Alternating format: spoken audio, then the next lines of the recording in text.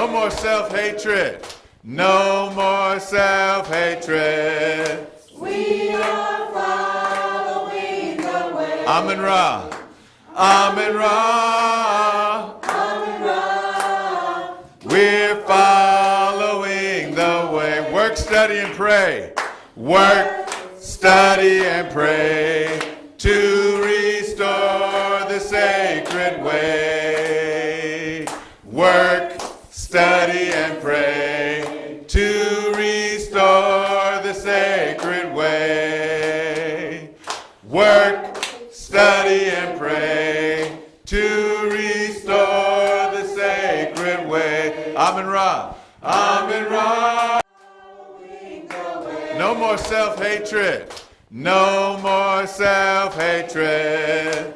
We are following the way. Amen Ra.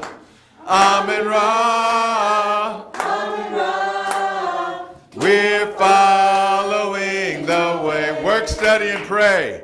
Work, study, and pray to restore the sacred way. Work, study, and pray to restore the sacred way. Work, study, and pray to restore the sacred way. Amen Ra. Amen Ra. Amen Ra. We are following the way. Amen Ra. I want to say welcome to Wosay Community Church, Church of the Sacred African Way. We're glad to have a special guest today, Minister in Training, Sister Tracy Brown, and she's coming and she's going to present a message that's coming from the Odu Ifa. Thank you. Tep Wosay. Uncle Johnson. All right, so as Minister Imhotep said, my name is Sister Tracy, and I'm Minister in Training. I am the premier minister in training at Wosay, Oakland, as well as the only minister in training at Wosay, Oakland. So good morning. I'm happy to be here. Today's reading comes from the Odu Ifa, which is a collection of the ethical teachings of Ifa. And it comes from the section called Osa Meji. And it is something that I'm glad to have an opportunity to share. It's actually one of my favorite passages, and it speaks to my role here at Wosay, as well as the role of Minister Alicia, who is one of your ministers here. And it says, the Odu said that everything that people would want to do, if they do not include women, it would not be possible. All right? Obarisa said that people should always respect women greatly, for if they always respect women greatly, the world would be in right order. Now, we know that there are some different ideas about who and what women are and the role that we play in society, what we should do, what we should think, how we should feel, the way that we should show up. And that viewpoint is exacerbated when you start to really look at the thoughts around African women, who we're supposed to be, what we're supposed to do, how we're supposed to show up. Somebody always got an opinion about what we ought to be doing, right? And so just being ourselves and expressing ourselves and showing up as our true selves in the world is often resisted against. So to be ourselves often ends up being an act of resistance. We have to be strong enough to be ourselves, and our brothers have to be strong enough to let us be our strong selves, or be comfortable with us being our strong selves, because we're going to do it whether folks like it or not. But comfortable enough with us being our strong selves and supporting them in being their strong selves. So one of the things in the sort of discussion of the Osameji passage that comes up is Maulana Karanga, in his writings, he'll typically sort of explain whatever the translation was later on, right? So he says, to be the mother of the world clearly speaks to a joint effort with the father a joint effort. It's not about singling out women and saying women are stronger than men or men are stronger than women. It's not about that. It's about my balance in the reality of the sacred masculine and feminine. Right? So it says, to be mother of the world clearly speaks to a joint effort with the father of the world to reproduce and ensure continuity and to nurture and care for and to teach. But to be the sustainer of the world is a wider role and one rich in possibilities of performance.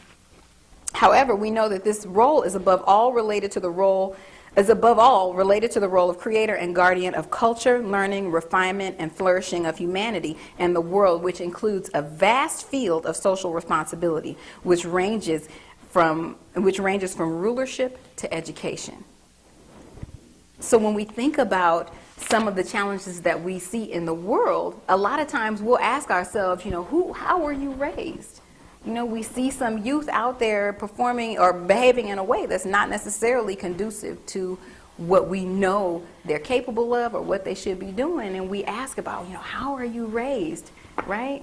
And many times people have been either raised in a singular household, but also in a singular household with an unhealthy sister, right? So they say if you want to break down society, break down the sister. Break down the woman, right? We see in times of war, things like rape and subjugation are used to control the people, to break down the society.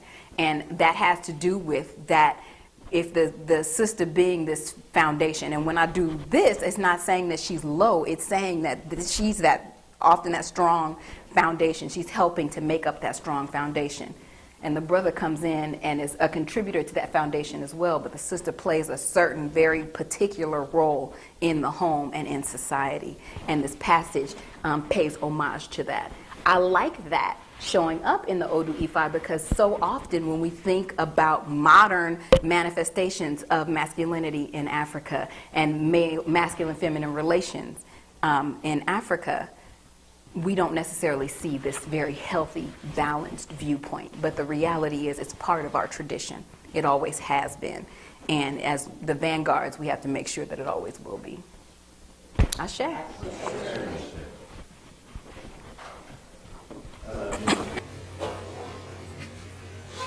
How's everybody? Marvelous. Marvelous. I found this picture I just want to share. I think this picture kind of sums up what's going on today. Oh, yeah. How many have seen this picture? What is it? Oh, yeah, I saw that. Oh, the old. You see who's on there? No. That's a young Bill Clinton with George Bush and George Wallace. Ooh. They're at Kitty Bunkport. And drinking Mountain Dew. Drinking Mountain Dew. Wow.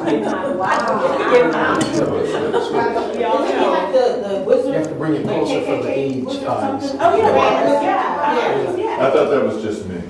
Yeah. And he spoke about himself in the third person. I'm suspicious of anybody who does that. People want to know. George Wallace. Why would Bill Clinton do this thing with the what's that act called where so many black men were in prison? 3 strikes. Yeah. It was 3 strikes, but it's called something else too, and I can't remember the exact The crime bill. The crime bill. And here, I don't know if you, those of you that are too young to know, this is the man who stood in front of the school and said, and was blocking integration of the public schools and said segregation today, segregation tomorrow, and segregation forever. And then this is the man whose father gave Hitler $50 million and had his father, look this up, it's called Prescott Bush. Prescott Bush. And he had his assets seized in an act, and I used to know it, it was called Vesting Order something. Vesting Order 246. That might not be the number. I'm hoping you lose some kind of memory. I You're always on point. I just have stuff in my head that can't do that. But this is the one who who helped finance Hitler. Nobody said that when he was running. Nobody said that when his son was running. Wow. And then here, this is the guy that's supposed to be so good. The first black president. The so-called first black president. Because he was cool. Right. That was all But you know what? He should be called the Negro Whisperer. Oh, real talk, real talk. You know, because they're able to say stuff, and we Fall asleep. lose our minds Right. over it. Negro. Now this first occurred to me. This first occurred to me when I was watching. Actually, it happened. It happened prior to this. Sister Soldier. She made a comment that Bill Clinton slapped her down for publicly at an event that the Reverend Jesse Jackson gave. Okay, I thought that was wrong. I thought it was completely wrong. And then I happened to watch the an NAACP convention while Bill Clinton was running for the president the first time. And I just have never seen so much coonery buffoonery before. I mean, they were falling all over themselves for this man, you know, like he was the savior. I mean, they did everything but sing Hosanna. And then at the end, you know how we conclude our services, and we all hold hands and we sing Lift Every Voice and Sing? No. Bill Clinton was in the circle, No. and he said, and he knew all the words to lift every voice and sing. Really? You know, okay, Al Gore was there, and he was doing his 10 soldier routine. But Bill, and I said, hey, can't trust that man. Wow. And then there was a sister that he was going to promote, that he was going to install for the it was Equal Opportunity Commission. EEOC. EEOC. With Clarence Thompson. Her name was Lonnie Guinier. Yeah. Remember that? And Lonnie Guinier, you know, because she was going to bring righteousness to this post, the Republicans got all upset about it. Exactly. And then Bill Clinton acted like he had never heard of her. Right. They began to bring up her. So I'm not trying to tell you who to vote for. I personally can't vote for her. I voted for Ross Perot twice. I did. And you remember Ross Perot was saying then, you hear that giant sucking sound? Those are your jobs going overseas. Right. And he was right. He was absolutely right. So it isn't surprising. And now we're getting ready. A lot of our people, they're almost like the Tea Party. They're a bunch of uninformed voters. You know, even the great civil rights leader, John Lewis, you know, who you know, got his head knocked in, you know, doing sit-ins and marches and things like that. He said, Bernie Sanders, I never heard of him, you know, but I knew about Hillary Clinton. But then they discovered a picture, and there's Bernie Sanders. John Lewis is walking with Dr. Martin Luther King. Bernie Sanders is like 2 rows back. Exactly. He's always been there. There's something you have to say about that. You know, there's something about saying about a guy that got arrested trying to integrate Chicago public housing. Right. You know, so anyway. I found the act. I'm reading this and this is just wrong. So, Whatever. Prescott Bush's assets were seized in 1942 under the Trading with the Enemy Act. Yes. And I guess their company was being sued by 2 former slave laborers of Auschwitz. And so, yeah. But nobody talks about it because I guess a lot of the documentation is classified for what happened. But basically the company that he worked with was the U.S. base for German industrialists. who helped finance Hitler in the 30s. So basically, the multi-billion-dollar company that he worked for and was giving money to was actually funding German Hitler. Follow the money trail. Oh, rich people always got money. They never know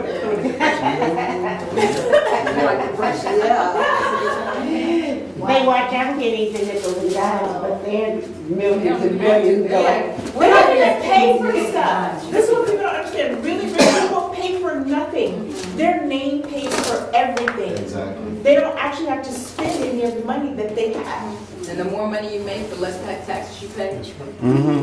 And that's what Bernie Sanders is drawing attention to. Exactly, and they don't like that. And they gang up. You know what? I don't believe he thought it was going to be as hard as it is. Because he's coming against the system.